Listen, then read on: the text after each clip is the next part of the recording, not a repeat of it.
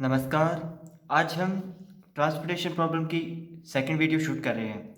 इसमें मैं आपको एक क्वेश्चन नंबर 3 करवा रहा हूँ।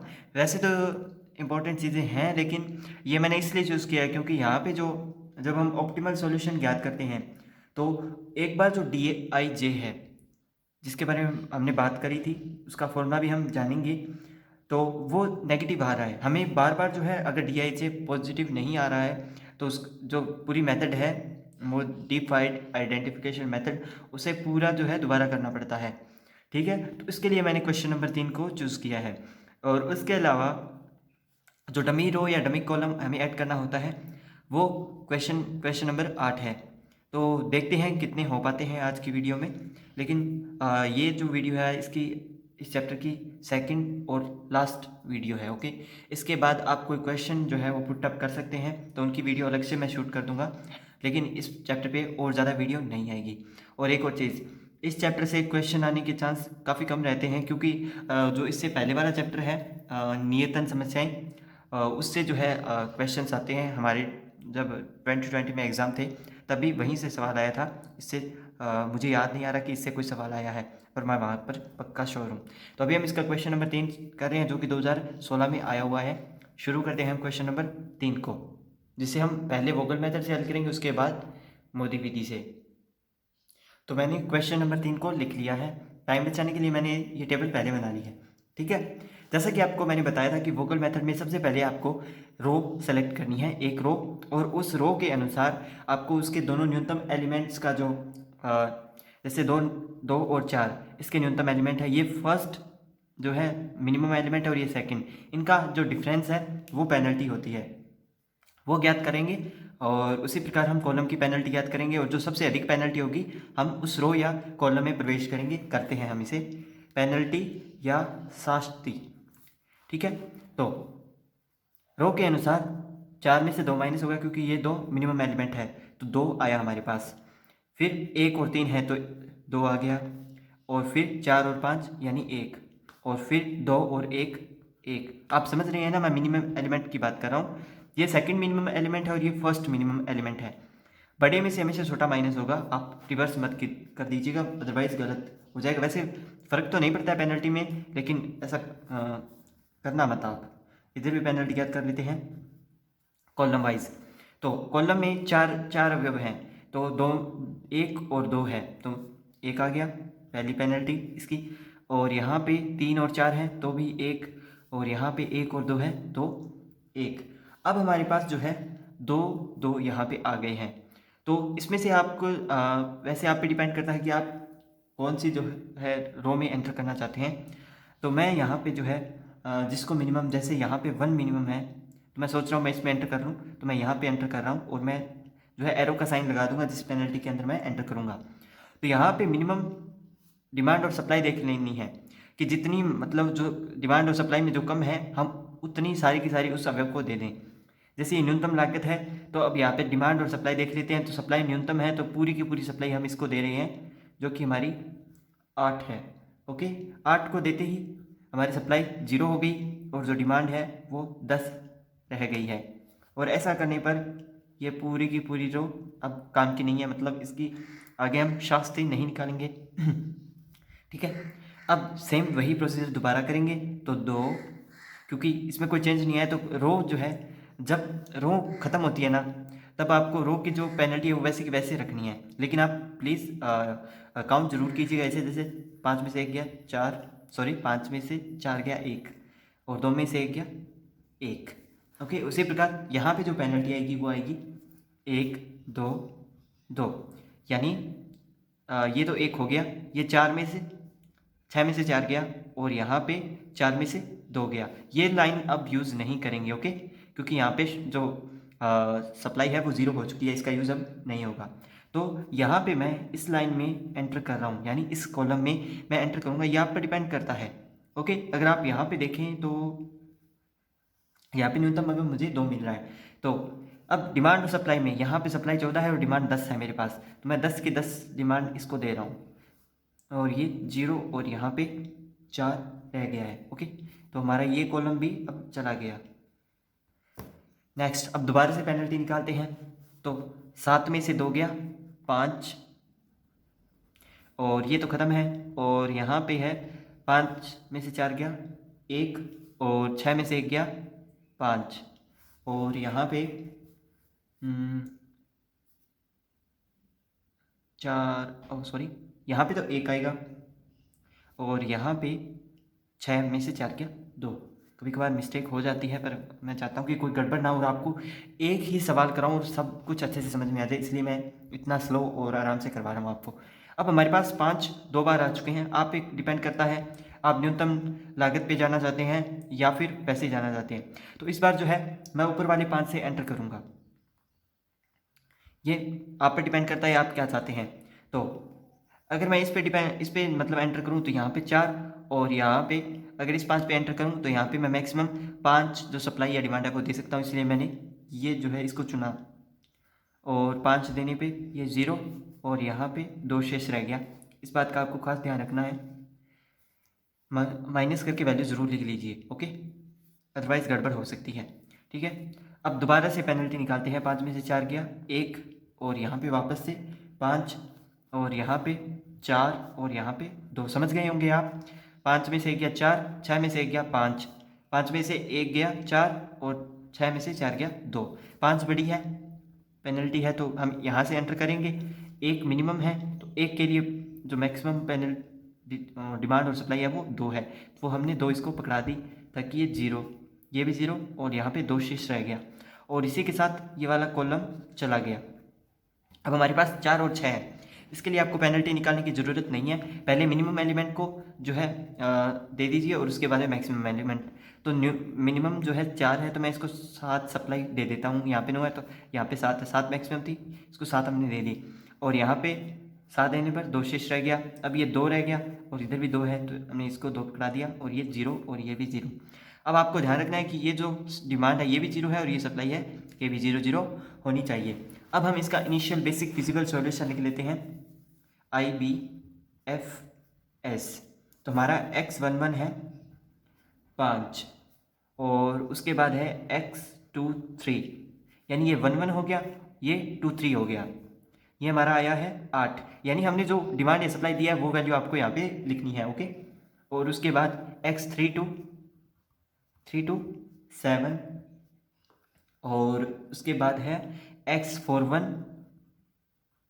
जो कि 2 है, x42 वो भी 2 है और x43 जो कि 10 है। ठीक है, यहाँ तक कर लिया। अब मिनिमम कॉस्ट निकालते हैं, न्यूनतम लागत। तो आपको पता है मैंने आपको बताया था कि न्यूनतम लागत और जो हमने डिमांड या सप्लाई दिया उनका मल्टीप्लाई करके और इन सभी का मतलब इसका मल्टीप्लाई करके फिर योग, इसका मल्टीप्लाई इसके साथ फिर योग, इस प्रकार करते हैं।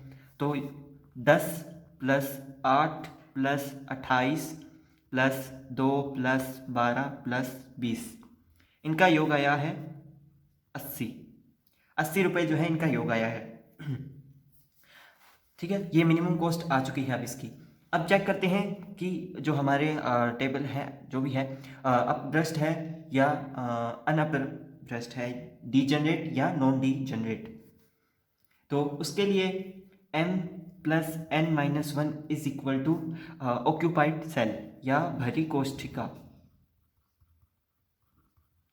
भरी कोष्ठिका मतलब ये देखिए 1 2 3 4 5 6, यानी जिसको हमने डिमांड या सप्लाई दी है उसको भरी कोष्ठिका और जिसको नहीं दी वो खाली कोष्ठिका बोलते हैं उसको, ओके।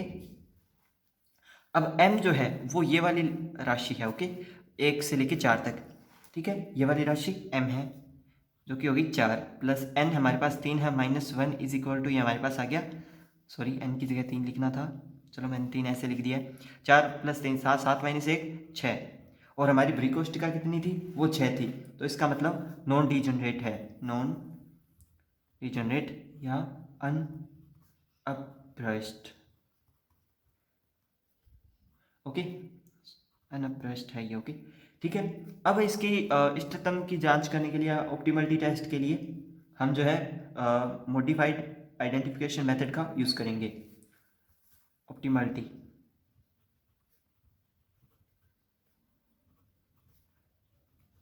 ठीक है, उसके लिए हम नेक्स्ट पेज पे चलते हैं, लेकिन उससे पहले आपको एक चीज़ बतानी ज़रूरी है जो कि ये U1, U2, U3, U4 और ये वैल्यू है V1, V2 और V3 की। ठीक है। अब यहाँ पे जो बड़ी कोष्ठिकाएँ होती है, जो ऑक्यूपाइड सेल होता है, उसके लिए हमें पता है कि एक फॉर्मूला होता है CIJ is equal to UI plus VJ। ठीक है, बड़ी कोष्ठिकाओं के लिए। और खाली के लिए हम जो D है उसका यूज़ करते हैं। अगर D हमारा जो है नेगेटिव आता है तो हमें जो है ये प्रोसेस दोबारा करनी पड़ेगी, अदरवाइज नहीं करनी पड़ेगी। तो पहले बड़ी कोष्ठिका बना लेते हैं हम। 4 और 3 ऐसे थे, 3 बॉक्स में डिवाइड कर लेता हूँ मैं इसको। ठीक है, सबसे पहला एलिमेंट यहाँ पे 1 2 3 4, 1 2 3। तो यहाँ पे पहले 2 के साथ 5, यानी 2 न्यूनतम लागत और जो डिमांड सप्लाई वो 5 यहाँ पे आ गई। उसके बाद है 1 न्यूनतम लागत, डिमांड सप्लाई 8। उसके बाद है 4 न्यूनतम लागत और 7 डिमांड और सप्लाई। उसके बाद है 1 न्यूनतम लागत और 2 है वो डिमांड सप्लाई, 6 2 और यहाँ पे 2 10। ठीक है, ये हो गया। अब खाली कोष्ठिका देखते हैं।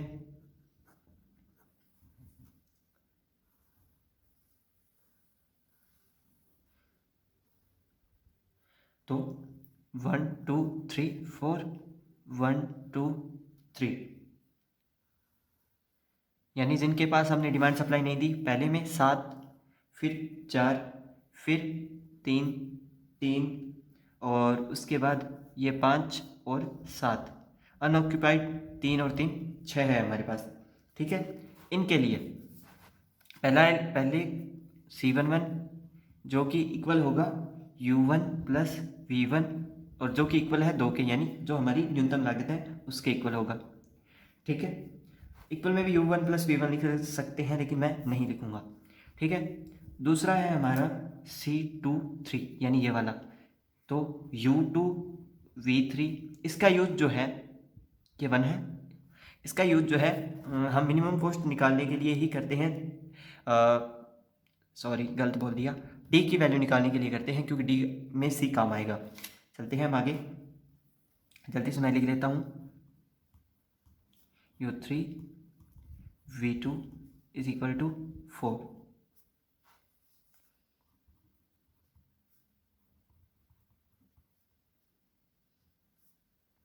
C42, ये तो आप समझ गए होंगे।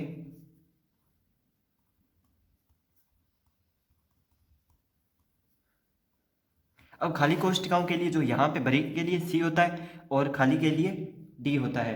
D के लिए एक फॉर्मूला है DIJ is equal to CIJ minus UI plus VJ। ये इसका फॉर्मूला होता है DIJ निकालने के लिए। ठीक है, तो हमारा पहला एलिमेंट है D12, यानी D12 C12 minus U1 plus V2। उसी प्रकार बाकी एलिमेंट मैं लिख लेता हूँ।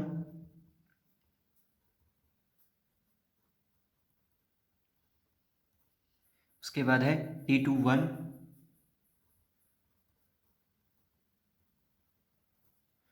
D22 C22 minus U2 V2। D31 is equal to C31 minus U3 plus V1।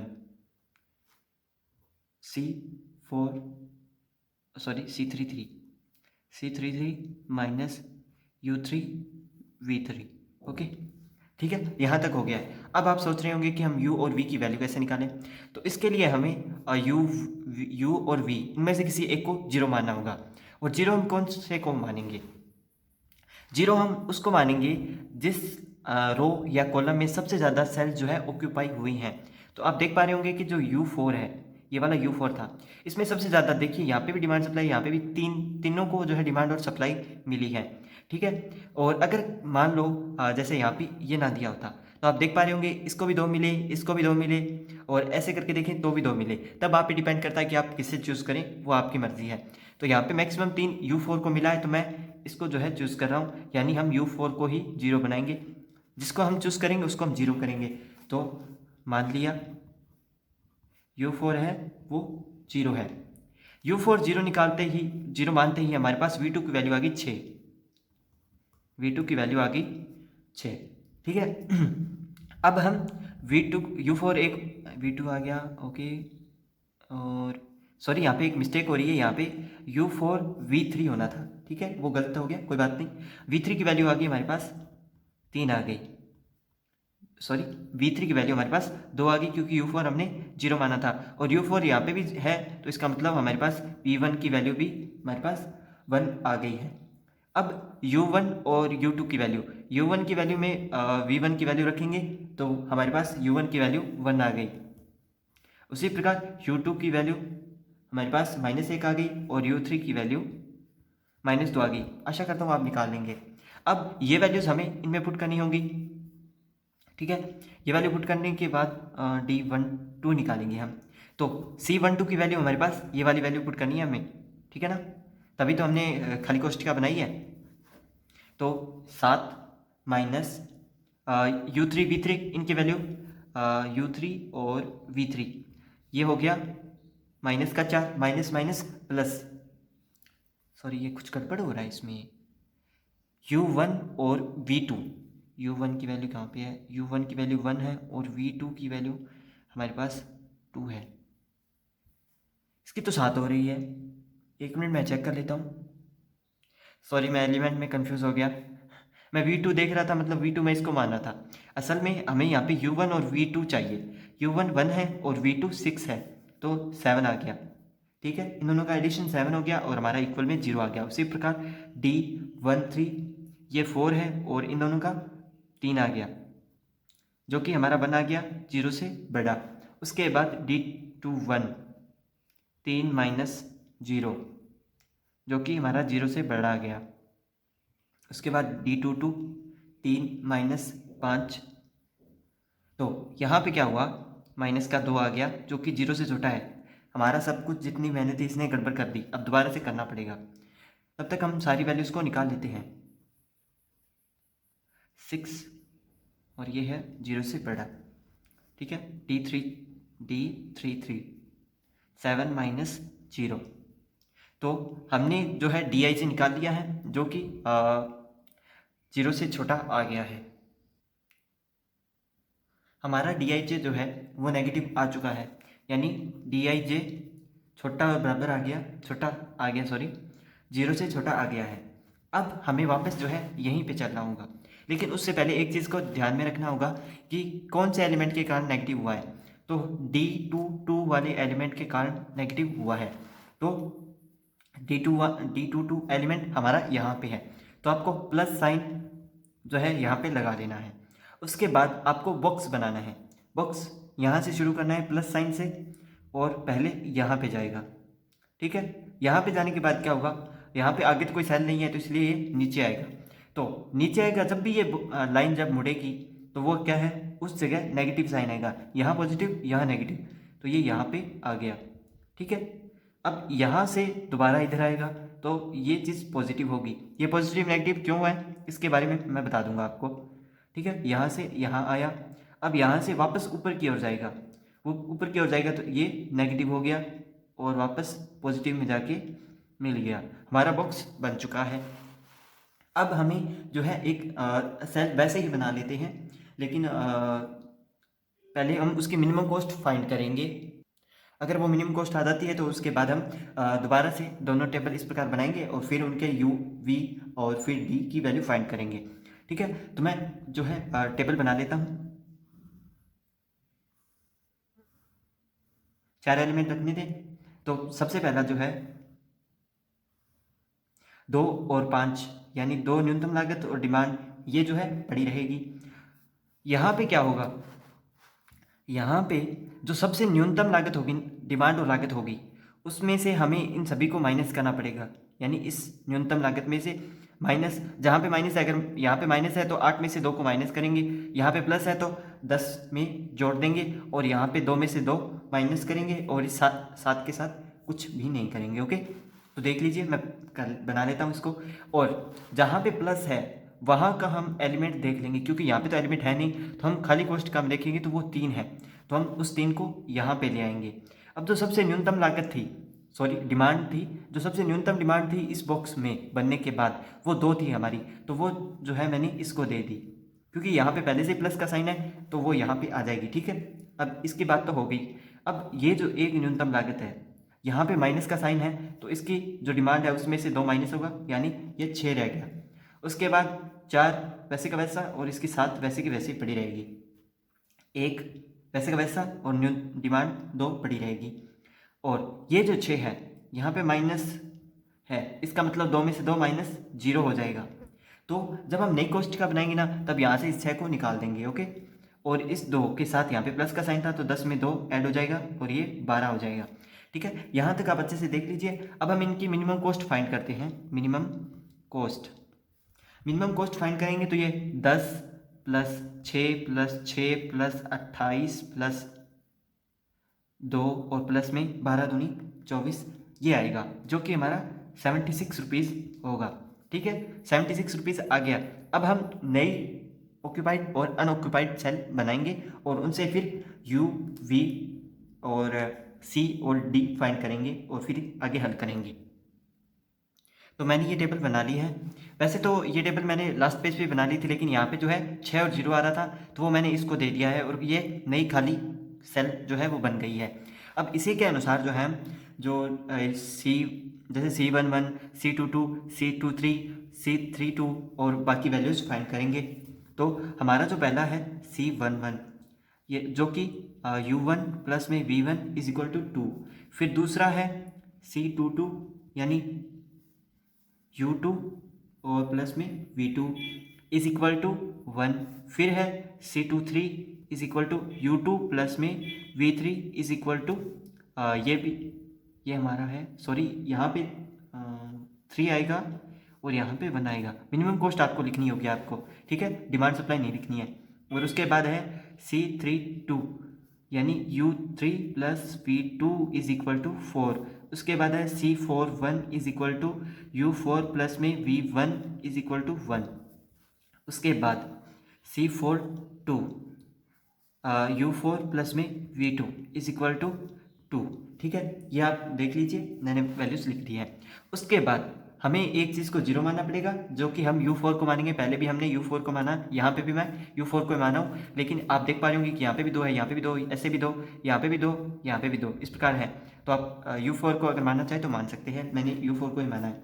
U4 को 0 मानने पर हमारे पास V3 आया, वो 2 है, V1 आया, वो 1 है, और U2 आया, वो -1 है, और U1 आया 1, V2 4 और U3 0। ये हमने उसकी वैल्यू फाइंड कर ली।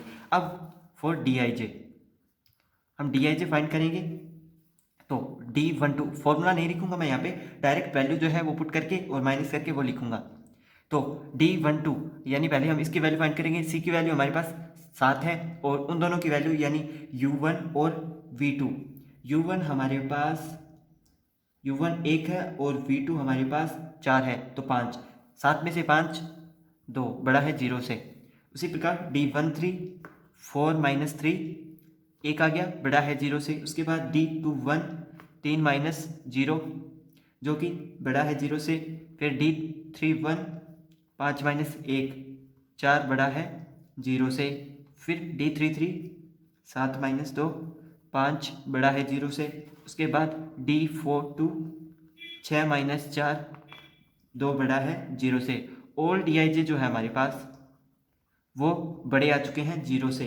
इसका मतलब जो हमने मिनिमम कॉस्ट 75 रुपये फाइंड की थी, वो ही जो है मिनिमम कॉस्ट होगी, और हमारा जो सॉल्यूशन है वो इष्टतम है या ऑप्टिमल है। ओके, यहाँ तक था क्वेश्चन नंबर 3। अब मैं आगे के कुछ जो है सवाल आपको बताता हूँ। मैं आपको क्वेश्चन नंबर 8 बता रहा हूँ, जिसमें कि आप देख पा रहे होंगे डिमांड और सप्लाई इक्वल नहीं है।